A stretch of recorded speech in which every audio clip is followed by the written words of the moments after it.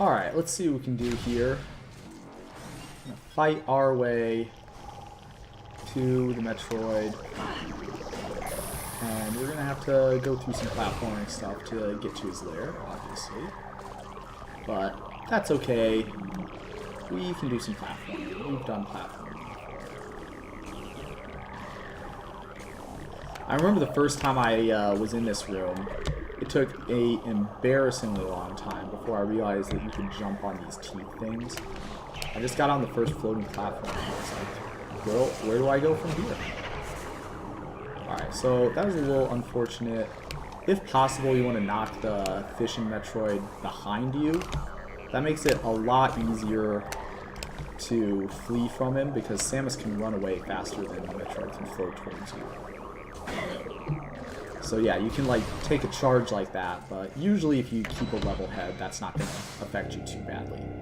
Gonna refill on missiles because that's going to be an important resource in the fight coming up here. That is, incidentally, the last place to get a missile station research scan if you hadn't got that one before. So, okay, now we get up to this place and there's two of these fishing Metroids harassing us. We're just going to go ahead and deploy the power bomb. One was okay. Two is really pushing it. So, a deep sense of shame and regret that we took the lives of those poor innocent Metroids that were just trying to give us a hug. But they do respawn. Fortunately, by the time that happens, we'll be into this next room here.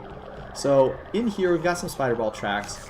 Now, don't worry, our engineers assure us that even though these spider ball tracks have certainly seen better days, they're well capable of supporting Samus's weight, so completely safe to use.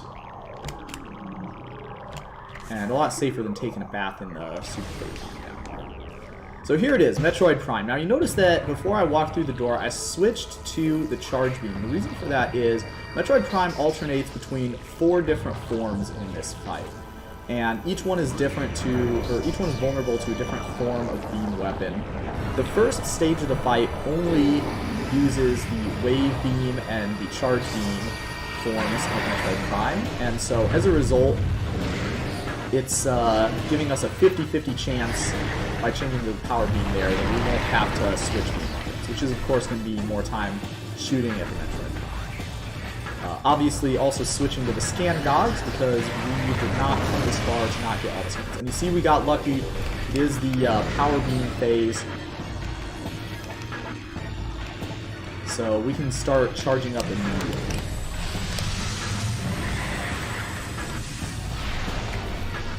Three super missiles is the number that it takes. Unfortunate. A lot of the time, you can hit him even when he's doing that roar attack, because the super missile kind of seeks. But, okay. That is 3 super missile hits. Now we're in the wave beam portion of the fight. Now, Wave Buster is very effective against this form, but we're going to be using the charge shots right now because it is early in the fight, and that means that it's early enough that we can afford to not use the best possible weapons against this guy. Oh man. This guy has relatively, he has a lot of his attacks locked. He hasn't learned how to do them yet, I suppose. But as a result of that, we can conserve some missiles here by not coming at him with 100% firepower. And we will be running low on missiles in this fight, so... Alright, that's the 2 forms taken out. We're going to go down the next level, and the next level is going to be the same thing, except he has 3 forms in this level. He's going to have the Ice Beam form also available to him. So let's see what he picks. Alright, excellent. I guessed right again. For the Ice Beam form, I like the Ice Spreader. It's 20 missiles, and you need 2 ice spreads to get him, and he's not very good at dodging it. So down here in this and subsequent levels, whenever you take out a form, he's gonna charge you, and you can fix that by going in the rut. It's not a guarantee, but it is a reasonable precaution that you can take, and it gives you some chance that he doesn't charge right at you. So I'm going to be doing that when it's convenient for us. So the attack where he shoots the missiles at you, it looks like it covers a bunch of the screen, but if you like stay on the left and you strafe over to the right, it's very straightforward to dodge that. The one where he shoots a beam at you, that's a little bit lower. The beam is obviously pretty intimidating. It can do some damage to you. But you can dodge around that. And one more. Alright, so now in the third stage, he's going to have access to also the plasma beam form. He also always starts the third phase with his new attack, which is the tractor beam. So hopefully we get to see the plasma beam. Plasma beam is pretty good with the tractor beam. Ah, no.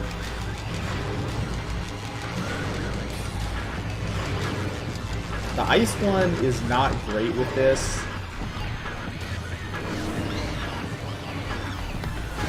I guess we probably should have took our free ice spreader shot and called it a day.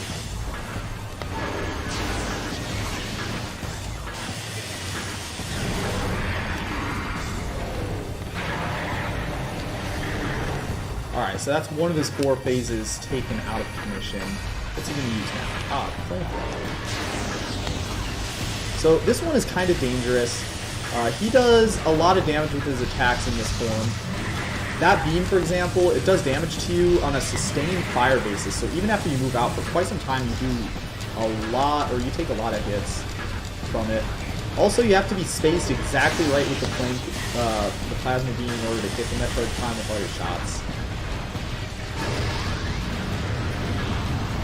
This one is another big threatening attack that you can do. Although, hopefully he gives you some nice item drops with these bombs. Obviously, yeah, we got a missile attack. Alright, so that's the ice and the plasma beams taken out. Ah, the Raven. Guessed wrong.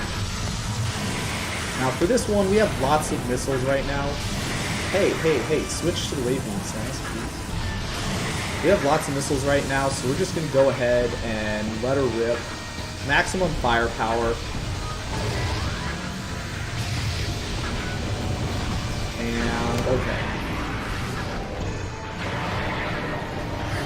One last form to deal with, and that is the power charge form. So, 3 of these need to hit.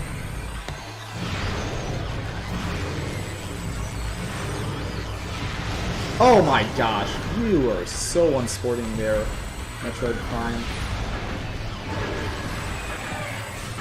Alright, well, this should do it. Alright, so now we're down to the 4th floor, and the 4th floor is special because Metroid Prime can switch at will. He doesn't have to wait until you do enough damage to one of the forms.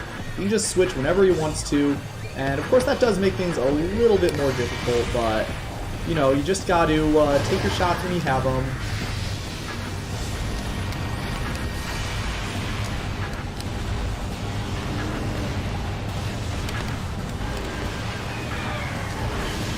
Ooh, I got distracted there. That was unfortunate.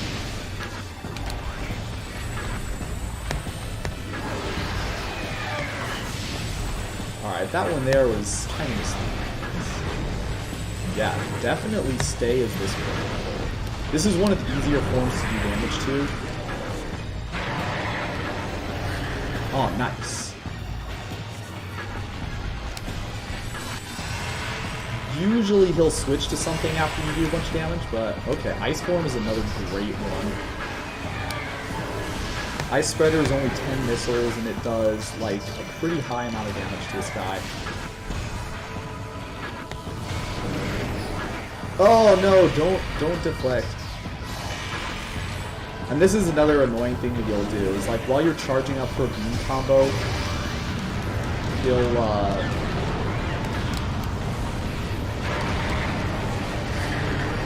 he'll change to a different form, and then your beam combo will be ineffective against the beam form.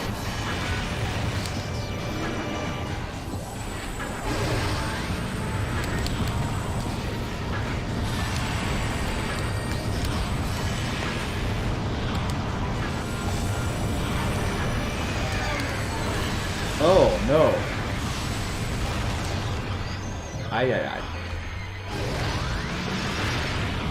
You like a combo attack. That's pretty cool, actually.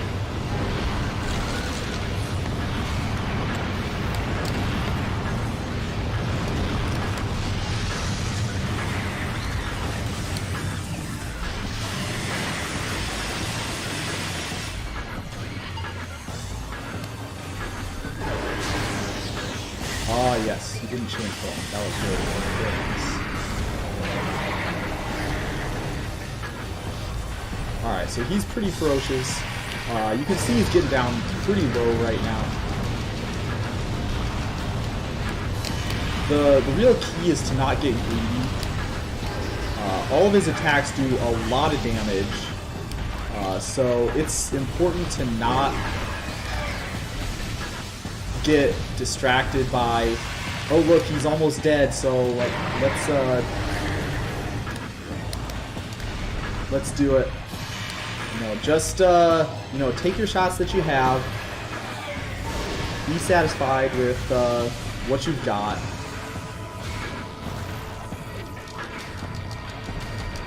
Alright, this is pretty close though.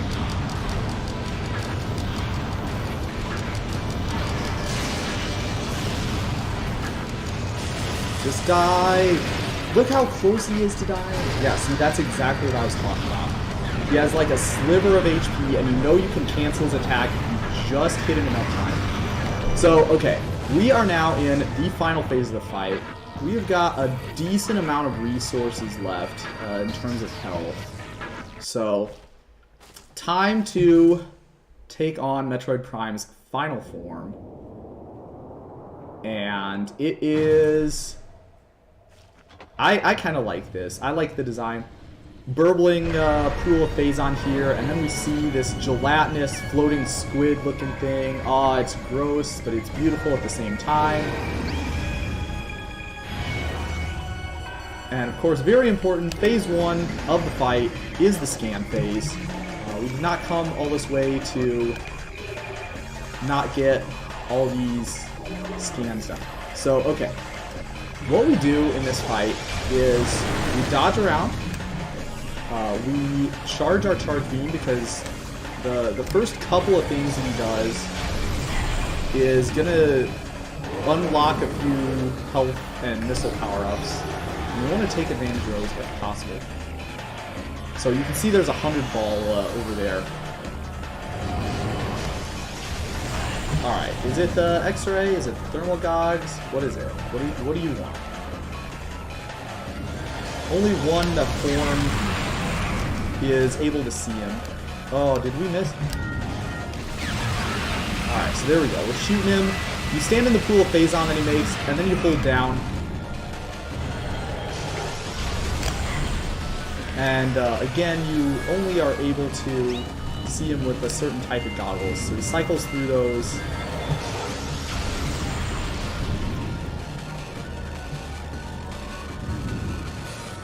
Just gotta wait for him to spawn another pool of Phazon, jump over his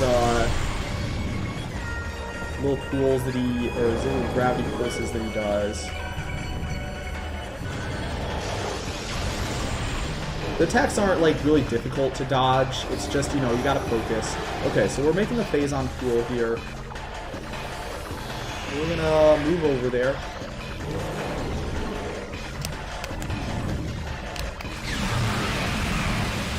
And we're gonna unload.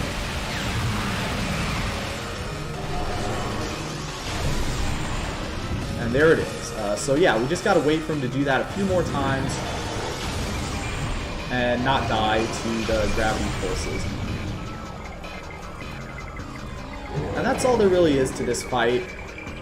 There is going to be some extra surprises the next couple of Phazon pools that Metroid Prime does. And that's going to be in the form of some Metroids that he spawns to Kumbuze.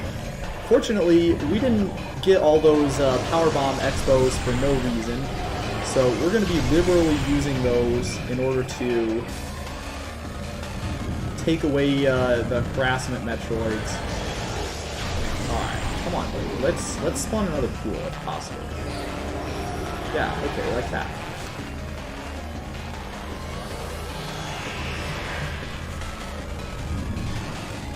So one thing, it's a good idea to stand. All right, so we know he's over here.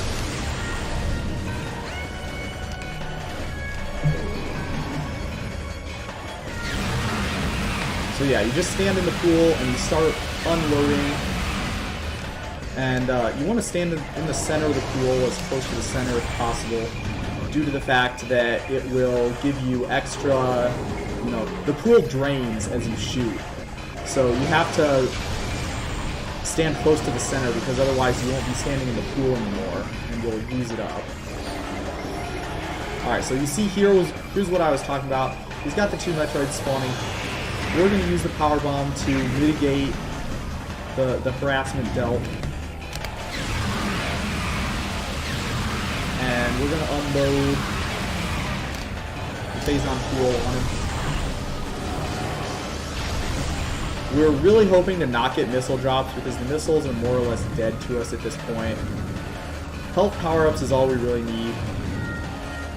And the way things are going, I feel like we can win this fight even if we don't get any, but it would be really great if we didn't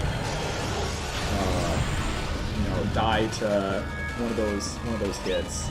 Any bit of insurance that we can get is A-OK in my opinion.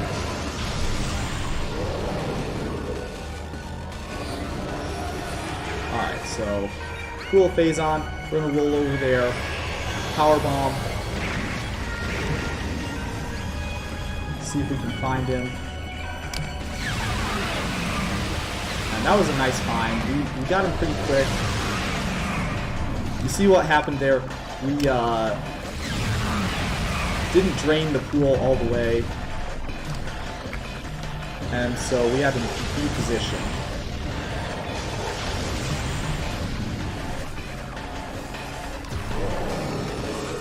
Metroid Prime is invulnerable to all of our beam attacks except for the Phazon beam.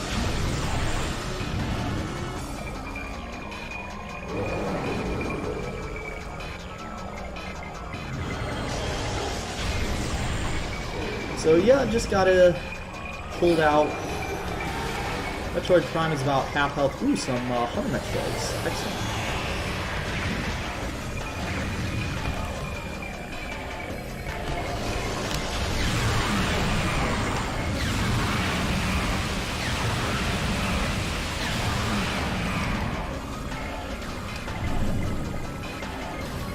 Oh, there's a whole like that.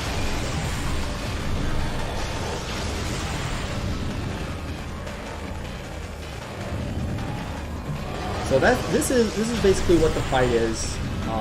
It is kind of I'm not going to say repetitive, but you have to get used. This gravity wave attack that he has is the only like damage dealing attack, so it's not really that bad.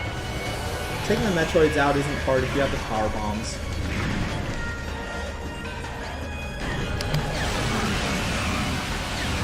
And standing in the middle of the pool, locking on and holding down the A button isn't that bad either.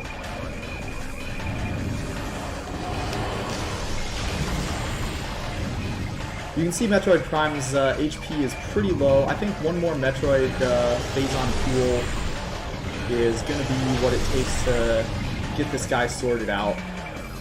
I remember the first time I did this fight, one of the things that I thought was very striking was the motifs in this fight of him feeling, you know, lashing out, feeling very wounded.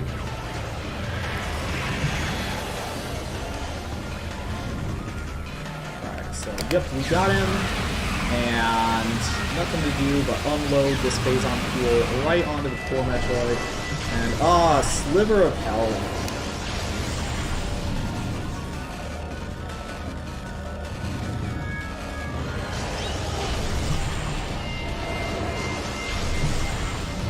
It is the X-ray form. The X-ray form is one of my... It's the least favorite of mine. It is, in my opinion, the X-ray goggles are the ones with the worst visuals. But, you know, we'll take the punches as they come. Literally all we need to do is hold down until we spawn one more pool Phazon, and then get to it, and then find him.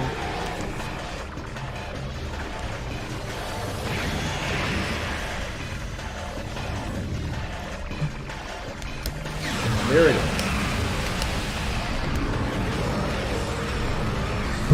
So that is Metroid Prime. That is 100% all the collectibles, all the scans. And now all we gotta do is watch these beautiful cutscenes as they play out.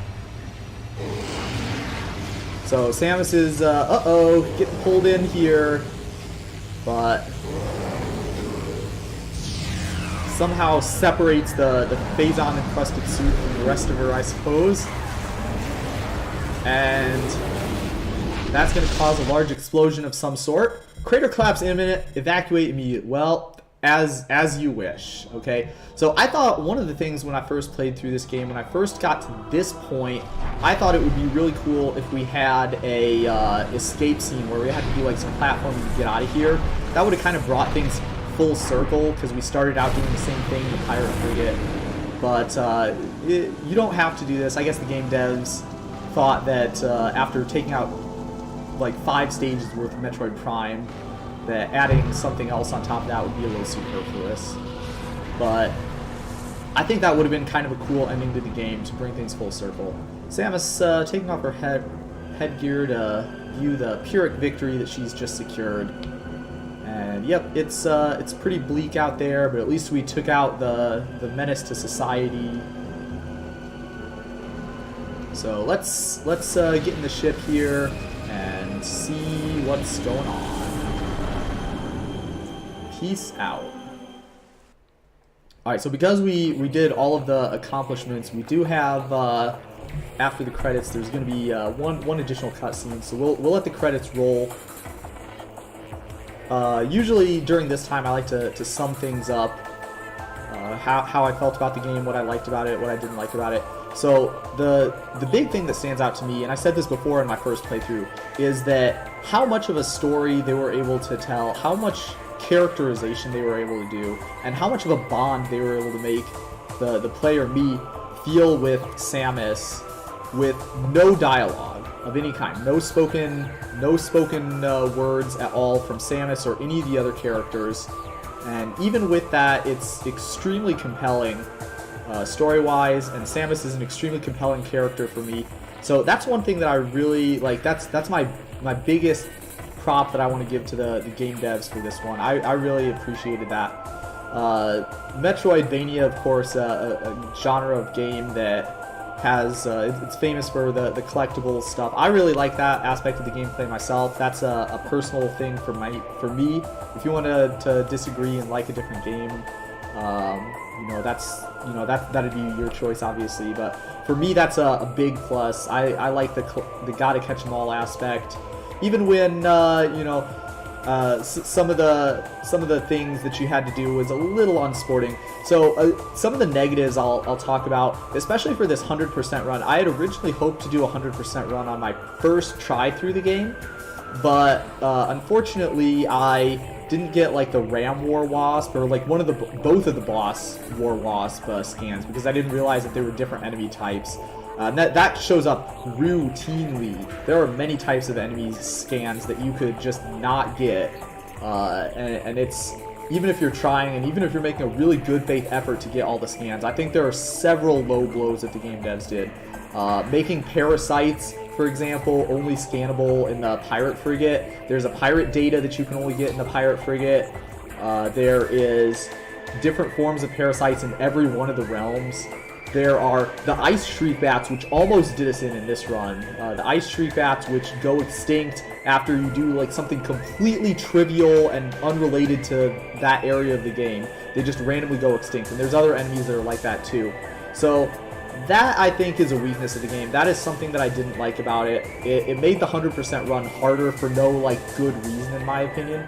Some of the platforming was like kind of hit or miss, but realistically, once you get the hang of it, and especially once you get the super platform boots, and especially once you get the hang of jumping with the L button, that is all perfectly reasonable stuff, in my opinion.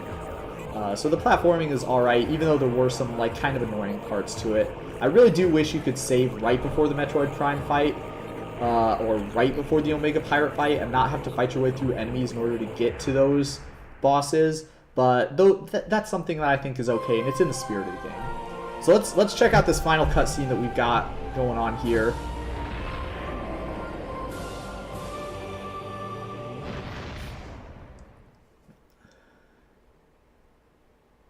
So Samus pieces out, and total victory. We got the 3 image gallery unlocked. That's for beating the game with hard mode. And we'll continue on here, and let's see what else we've got. We've got some Phazon menacingly burbling here. Surely no problem or nothing too sinister. And got some kind of humanoid looking thing. And so you can see the Metroid Prime is not really as dead as we might have thought originally, so that's setting it up to the sequel quite nicely. And now we save, and that is the game.